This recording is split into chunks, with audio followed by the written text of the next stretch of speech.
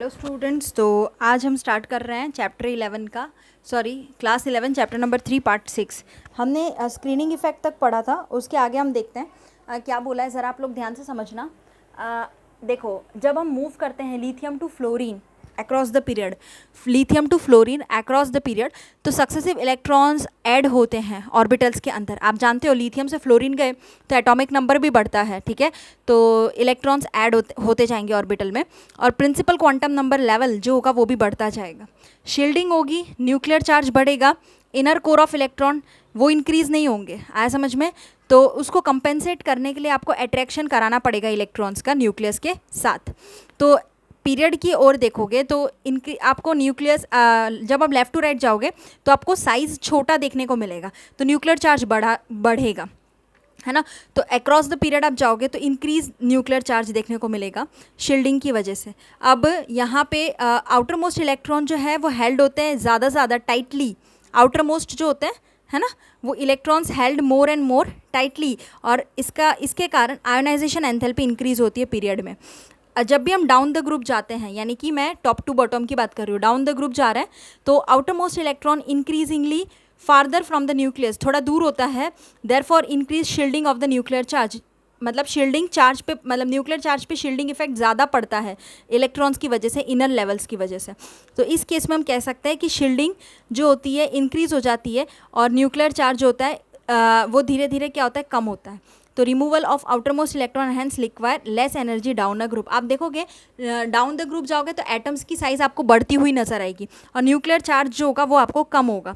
Clear? तो आपको यहाँ पे ना लेस एनर्जी अप्लाई करनी पड़ेगी इलेक्ट्रॉन्स को बाहर निकालने में, क्योंकि इंक्रीज, देखो साइज़ बढ़ रहा है। मान लो कि कैसा हो रहा है यहाँ पे कि पहले के शेल आया, फिर एल एम एन, इस टाइप में शेल से ना, इस टाइप में साइज़ बढ़ता जा रहा है, ठीक है। तो इलेक्ट्रॉन्स भी बढ़ते जा रहे हैं, है ना। तो जितना अगर इलेक्ट्रॉन सबसे ज़्यादा दूर जाएगा इस टाइप में, ठीक है, तो इसको तो इतना यहाँ पे इलेक्ट्रॉन जाता रहेगा जाता रहेगा जाता रहेगा, तो क्या होगा, इतना एनर्जी लगानी नहीं पड़ेगी बाहर निकालने के लिए, क्योंकि आउटर मोस्ट है, ठीक है। तो लेस एनर्जी हमें अप्लाई करना पड़ेगा, क्योंकि डाउन द ग्रुप जाते हैं तो एटम का साइज बढ़ता है, न्यूक्लियर चार्ज कम होता है, और वही अक्रॉस द पीरियड जाते हैं तो एटम का साइज कैसा होता है, छोटा होता है, और न्यूक्लियर चार्ज बढ़ने लगता है। इस वजह से प्रॉब्लम क्रिएट्स हो जाती है। ओके, तो ये आपको यहाँ पे ध्यान रखना है। देखो आगे जो इसमें देके रखा है वो आपको थोड़ा समझना है, ये टॉपिक थ्योरेटिकल है, सो इस वजह से आप देखोगे फिगर 3.6 का ए है, आपकी टेक्स्ट बुक में गिवन है। 3.6 फिगर ए में आप देखोगे तो आपको थोड़ा अच्छे से क्लियर हो जाएगा। आया समझ में? चलो, तो देखो, yes, you will notice that जो आयोनाइजेशन एंथैल्पी होगा बोरॉन का वो Z5 होता है, is slightly less than the beryllium Z4। Z5 का आयोनाइजेशन एंथैल्पी थोड़ा कम होगा Z4 से, इवन दो हम कह सकते हैं कि क्योंकि उसमें ग्रेटर न्यूक्लियर चार्ज डेवलप हो जाएगा। व्हेन हम देखें कि same principal quantum number level, जैसे S इलेक्ट्रॉन है वो अट्रैक्ट होता है न्यूक्लियस के साथ ज़्यादा से ज़्यादा, more than the P electron. मैंने आपको बताया था कि S ऑर्बिटल न्यूक्लियस से बहुत ज़्यादा क्लोज होता है, इस वजह से ज़्यादा अट्रैक्ट होगा देन P। बेरिलियम में देखें तो क्या होता है, इलेक्ट्रॉन रिमूव्ड होता है during the ionisation. Okay, yes, तो आप देखोगे यहाँ पे कि जैसे जैसे हम लोग, मैंने आपको बताया था एस ऑर्बिटल ज़्यादा अट्रैक्ट होता है देन पी इलेक्ट्रॉन्स, ठीक है। तो यहाँ पे आपको देखने को मिलेगा s electron whereas the electron removed during the reaction. तो यहाँ पे जो पेनिट्रेशन पावर होगी 2s इलेक्ट्रॉन की nucleus to the nucleus is more than that of the 2p electron. अब पेनिट्रेशन पावर का मतलब वही होता है आयोनाइजेशन एंथैल्पी। क्लियर? यानी कितना ज़्यादा पेनिट्रेट हो रहा है, बाहर निकल रहा है इलेक्ट्रॉन। तो देखो यहाँ पे यहाँ पे हम समझ सकते हैं the electron removed during the ionisation is an s electron. जो भी आयोनाइजेशन के टाइम पे इलेक्ट्रॉन रिमूव हो रहा है वो एस ऑर्बिटल का इलेक्ट्रॉन रिमूव हो रहा है, लेकिन उसको थोड़ी ज़्यादा एनर्जी हमें देनी पड़ेगी। Whereas electron remove during the ionisation of the boron is a p electron. वो बोरॉन रिमूव होगा तो वो पी इलेक्ट्रॉन में आता है। क्लियर?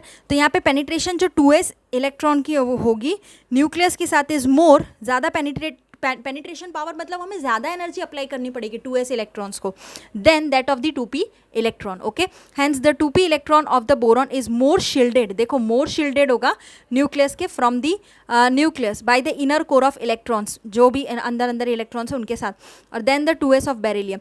तो बेरिलियम इतना ज़्यादा इनर कोर नहीं होगा, क्योंकि बेरिलियम तो 2s जो है वो तो डायरेक्ट न्यूक्लियस के साथ अटैच्ड है, लेकिन 2p थोड़ा इनर कोरली शील्डेड ज़्यादा देखने को मिलेगा। देयरफॉर हम कह सकते हैं कि ये ईजी मैथड है to remove the 2p electron from the boron compare to removal of the 2s electron from the beryllium. मैंने आपको अभी बताया 2p को रिमूव करना थोड़ा ईजी पड़ जाता है as compare to 2s electron. ये 1 मार्क में क्वेश्चन आएगा, ठीक है, कि 2s इलेक्ट्रॉन्स ज़्यादा न्यूक्लियस से पास होते हैं, शील्डेड होते हैं, तो इस वजह से क्या होता है कि वो उनको ज़्यादा पेनिट्रेशन पावर देनी पड़ती है, एनर्जी देनी पड़ती है, तब रिमूव होते हैं इस वजह से। और 2p ईजिली हो जाता है। फिर 2d मतलब फिर 3d 4f ये सारे तो एकदम ईजी। 10 बोरॉन का स्मॉलर फर्स्ट आयनाइजेशन एंथैल्पी होता है देन बेरिलियम। ये 1 टाइप में क्वेश्चन आएगा कि बोरॉन और बेरिलियम में क्या है आयनाइजेशन एंथैल्पी का। अनदर एनोमली अगर हम देखें smaller first ionization enthalpy oxygen का देखें नाइट्रोजन के साथ कंपेयर करें तो ये अराइज होता है बिकॉज इन नाइट्रोजन एटम में 3 2p इलेक्ट्रॉन्स रिसाइड करता है अलग अलग एटॉमिक ऑर्बिटल में, ये हुन्स रूल में हमने पढ़ा है। वेयरएज ऑक्सीजन एटम की बात करूँ तो उसमें 2 to 4 2p इलेक्ट्रॉन्स आपको ऑक्यूपाई देखने को मिलेंगे एक ही 2p ऑर्बिटल में। तो हम कह सकते हैं कि ये धीरे धीरे इंक्रीज कर रहा है इलेक्ट्रॉन इलेक्ट्रॉन रिपल्शन, ओके। और यहाँ पे जो कंसिक्वेंसली ये ईजियर हो जाता है to remove the 4th 2p electron from oxygen than is to remove the 1 of the 3 2p electron from the nitrogen, okay. अब आगे आप लोग इसमें प्रॉब्लम 3.6 देखोगे तो उसमें फर्स्ट आयनाइजेशन एंथैल्पी जो आपको बोला है डेल्टा आई एच की वैल्यू की, वो जो थर्ड पीरियड में एलिमेंट्स का Na और Si सिलिकॉन, तो वो दे के रखा है 496 737 786 किलो जूल पर मोल। तो प्रिडिक्ट करना है हमें कि whether the first delta I H value for aluminium will be more close to 5, यानी कि एल्यूमिनियम की वैल्यू जो डेल्टा आई एच मतलब आयनाइजेशन एंथैल्पी है वो आपको 575 और 760 किलो जूल के मोल के हिसाब से बोला है। तो आंसर जस्टिफाई करना है, तो हम देख सकते हैं it will be more close to 575 kilo joule per mole, okay. तो यहाँ पे द वैल्यू जो होगी एल्यूमिनियम की शुड बी लोअर होगी than that of the Mg। अब ऐसा क्यों, देखो बिकॉज इफेक्टिव शील्डिंग इफेक्ट जो होगा वो 3p इलेक्ट्रॉन्स का, क्योंकि Mg में आप 3p पे घुस जाते हो, है ना। तो जो हम कह सकते हैं कि it should be lower than that of the Mg because of effective shielding of 3p electrons from the nucleus by the 3s electrons, okay. तो ये आप कह सकते हो। नेक्स्ट टॉपिक आता है हमारा electron gain enthalpy. Electron gain enthalpy ज़रा ध्यान देना, उसमें आपको क्या करना है इलेक्ट्रॉन गेन एंथैल्पी में समझना आप लोग कि व्हेन जब भी इलेक्ट्रॉन हम ऐड करते हैं इसमें आपको उल्टा होगा। जो हमने उसमें क्या किया था इलेक्ट्रॉन रिमूव किया था, अब इसमें हम इलेक्ट्रॉन ऐड करेंगे। देखो electron gain enthalpy okay. Electron gain enthalpy की बात करें तो उसमें आप क्या करोगे इलेक्ट्रॉन को ऐड करोगे किसमें, न्यूट्रल गैशियस एटम में। गैशियस एटम में आपको इलेक्ट्रॉन ऐड करना है to convert it into a negative ion. आप इलेक्ट्रॉन जब भी ऐड करोगे तो क्या होगा नेगेटिव आयन में कन्वर्ट होगा, मतलब एनायन में कन्वर्ट हो जाएगा। तो एंथैल्पी चेंज जो आपको देखने को प्रोसेस में मिलेगी that is the electron gain enthalpy, that is delta EgH। Electron gain enthalpy क्या प्रोवाइड करता है, एक मेजर, एक आपको एक आइडिया बताएगा कि इसमें एटम में एक इलेक्ट्रॉन ऐड होगा एनाइन फॉर्मेशन के लिए, ठीक है। जैसे देखो ये मान लो एटम है उसमें एक इलेक्ट्रॉन ऐड हुआ तो देखो ये एनाइन बन गया, नेगेटिवली चार्ज आ गया, इस टाइप में आपको देखना है, क्लियर। अब हम एलिमेंट्स पे डिपेंड करते हैं तो उसमें क्या होता है कि प्रोसेस होती है, जैसे कि तो हम क्या करते हैं कि यहाँ पे इलेक्ट्रॉन एलिमेंट पे डिपेंड करता है कि जो प्रोसेस हो एडिंग इलेक्ट्रॉन का एटम पे कैन आइदर भी एंडोथर्मिक एक्सोथर्मिक। एंडोथर्मिक भी हो सकता है एक्सोथर्मिक भी हो सकता है, बिकॉज हम जानते हैं एंडोथर्मिक मतलब हीट एब्जॉर्ब्ड होना और एक्सोथर्मिक मतलब हीट रिलीज होना। तो ये दोनों प्रोसेस है, तो इस वजह से बहुत सारे एलिमेंट्स क्या करते हैं एनर्जी रिलीज करते हैं जब इलेक्ट्रॉन ऐड होता है एटम के अंदर। तो क्या होता है कि इलेक्ट्रॉन गेन एंथैल्पी नेगेटिव हो जाती है। फॉर एग्जांपल यहाँ पे 17 एलिमेंट का देके रखा है हैलोजन, जिनका बहुत ही ज़्यादा high negative electron gain enthalpy होती है। क्यों उनकी हाई होती है electron gain enthalpy, because they can attain stable noble gas configuration. आपको पता है 17 ग्रुप वाले आप जानते हो कि उसमें क्या होता है 2 8 और उसके बाद 7 आता है, ठीक है। तो उनके पास 1 ही इलेक्ट्रॉन की कमी होती है ना नोबल गैस अटेन करने के लिए। तो बिकॉज दे कैन अटेन, वो अटेन कर सकते हैं stable noble gas electronic configuration पहुंच सकते हैं by picking up 1 electron, okay. एक ही इलेक्ट्रॉन उसमें कमी होती है। ऑन दी अदर हैंड कह सकते हैं नोबल गैसेज जो हमने पढ़े यहाँ पे उनका large positive electron gain enthalpy होती है। क्यों पॉजिटिव इलेक्ट्रॉन गेन एंथैल्पी होती है, बिकॉज वो ऑलरेडी क्या होते हैं इलेक्ट्रॉन्स जो होते हैं has to enter the next higher. हम जानते हैं कि क्या होता है नोबल गैसेज जो होते हैं उनमें ऑलरेडी फुल्ली फिल्ड होते हैं इनर्ट होते हैं, स्टेबल होते हैं, उनके पास अब और भी इलेक्ट्रॉन को ऐड करने की जगह नहीं होती है, क्योंकि वो एकदम मतलब उनका ऑक्टेट कंप्लीट करके बैठे हुए होते हैं। तो वो क्या बोलेंगे, नहीं हमें कोई ज़रूरत नहीं है। तो उनकी जो पॉजिटिव इलेक्ट्रॉन गेन एंथैल्पी होगी, आया समझ में, because the electron has to enter, अब उनको तो next higher principal quantum level में एंटर होना है, तो leading to very unstable electronic configuration.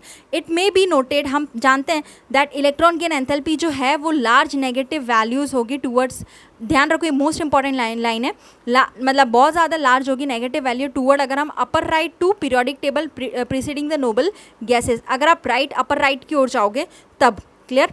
तो आपको वेरिएशन जो देखने को मिल रहा है इलेक्ट्रॉन गेन एंथैल्पी में एलिमेंट्स में, वो आपको थोड़ा लेस सिस्टमैटिक देखने को मिलेगा आयोनाइजेशन एंथैल्पी के हिसाब से। जनरल रूल अगर मैं कहूँ तो इलेक्ट्रॉन गेन एंथैल्पी वो ज़्यादा मोर नेगेटिव होता है with increase in the atomic number across a period. आप जाओगे पीरियड में तो आपको ज़्यादा नेगेटिव देखने को मिलेगी जब जैसे जैसे एटॉमिक नंबर आपको पीरियड में बढ़ता हुआ देखने को मिलेगा। तो इफेक्टिव न्यूक्लियर चार्ज भी इंक्रीज देखने को मिलेगा from left to right across a period, and consequently हम कह सकते हैं कि इट विल बी ईजियर होता है ऐड एन इलेक्ट्रॉन को ऐड करना एक छोटे स्मॉलर एटम में, क्योंकि सिंस क्या होता है कि added electron on an average अगर हम निकालें तो वुड बी क्लोजर होता है पॉजिटिवली चार्ज न्यूक्लियस से, ठीक है। तो इट शुड बी एक्सपेक्ट, हम कर सकते हैं कि इलेक्ट्रॉन गेन एंथैल्पी जो होता है लेस नेगेटिव होगा as we go down the group, because जो साइज एटम का होता है वो डाउन द ग्रुप में इंक्रीज होता है, और एडेड हम इलेक्ट्रॉन जो ऐड करते हैं वुड भी थोड़ा सा ज़्यादा फार हो जाएगा न्यूक्लियस से। तो जनरली इन केस में हम देख सकते हैं इलेक्ट्रॉन गेन एंथैल्पी ऑक्सीजन और फ्लोरीन का वो थोड़ा लेस नेगेटिव होता है than that of the succeeding element अलग अलग। सो ये बिकॉज क्या होता है इलेक्ट्रॉन जो होता है वो ऑक्सीजन, देखो इलेक्ट्रॉन जब हम ऐड होता है ऑक्सीजन और फ्लोरीन में तो added electron goes to the smaller n is equal to 2, तो जो भी एड इलेक्ट्रॉन होता है वो सेकंड क्वांटम लेवल पे चला जाता है और वो सफ़र करता है, एक रिपल्शन आता है, उनको फील होता है। तो अदर जो इलेक्ट्रॉन्स होते हैं जो इस लेवल में प्रेजेंट है for n is equal to 3 की बात करें तो वो आपका सल्फर और क्लोरीन आएगा, आया समझ में। तो देखो एक तो मोर इलेक्ट्रोनेगेटिव आपका ऑक्सीजन फ्लोरीन है, सल्फर और इनका क्लोरीन का एटम का साइज थोड़ा, सल्फर क्लोरीन का एटम बड़ा होता है साइज में और ऑक्सीजन फ्लोरीन थोड़ा छोटा होता है। इस वजह से जो सल्फर क्लोरीन में एडेड इलेक्ट्रॉन्स जो जाएंगे वो ऑक्यूपाई एक लार्ज रीजन स्पेस उनको ज़्यादा मिलेगा क्योंकि उनका एटम क्या होता है, बड़ा होता है। इस वजह से इलेक्ट्रॉन रिपल्शन थोड़ा कम होगा। लेकिन ऑक्सीजन फ्लोरीन में एटम का साइज थोड़ा कम होता है, ऑलरेडी इलेक्ट्रॉन प्रेजेंट है, इलेक्ट्रोनेगेटिव है, इस वजह से उनमें रिपल्शन की मात्रा आपको बहुत ही ज़्यादा देखने को मिलेगी और एज कम्पेयर टू सल्फर और क्लोरीन। ओके, सो इसके बाद प्रॉब्लम 3.7 दे के रखा है, वो ज़रा समझना। Which of the following will have the most which of the following will have the most negative electron gain enthalpy and which the least negative. ये बोला है फॉस्फोरस, सल्फर, क्लोरीन, फ्लोरीन, ये चार है, आपको एक्सप्लेन करना। तो देखो इलेक्ट्रॉन गेन एंथैल्पी जनरली क्या होता है, मोर नेगेटिव होता है जब हम पीरियड में जाते हैं as we move from left to right. Okay, within a group देखोगे तो electron gain enthalpy become less negative आपको मिलेगा अगर आप डाउन द ग्रुप जाओगे, बिकॉज एटम का साइज बढ़ता है, और पीरियड जाओगे तो एटम का साइज थोड़ा कम होता है, क्लियर। इस वजह से ये आपको देखने को मिलता है। हाउएवर आप इलेक्ट्रॉन ऐड करते हो 2p ऑर्बिटल में या लीड 2p ऑर्बिटल में ऐड करते हो तो आपको ग्रेटर रिपल्शन देखने को मिलता है ना, और then adding an electron to the larger 3p orbital. So हम कह सकते हैं hence the element with the most negative electron gain enthalpy is chlorine, पहला आएगा। The one with the least negative electron gain enthalpy is the fluorine, phosphorus, obviously क्योंकि एक आपका chlorine है और एक आपका फॉस्फोरस है। इस टाइप में आपको देखने को मिलेगा कि आप एक्सप्लेन कर सकोगे due to the electron gain enthalpy का रीज़न देने के बाद। ओके, नेक्स्ट टाइम हम लोग इलेक्ट्रोनेगेटिविटी और 2-3 टॉपिक बचे हैं इस चैप्टर को कंप्लीट करने के लिए, उतना मैं आप लोगों को करवा दूंगी so that we can finish our chapter and chapter number 4 हमारा जो कंटिन्यू चल रहा है उसको हम स्टार्ट कर सकें आगे। Okay, thank you so much students. अगर कोई भी डाउट हो तो आप मुझसे पूछ लेना, और ये चैप्टर में आपको टेक्स्ट बुक पढ़नी पड़ेगी बिकॉज ये थ्योरेटिकल चैप्टर है, कहीं से भी कोई भी क्वेश्चन पूछ सकते हैं, पीरियोडिक टेबल या ट्रेंड्स कोई भी, तो थोड़ा ध्यान रखना। Thank you.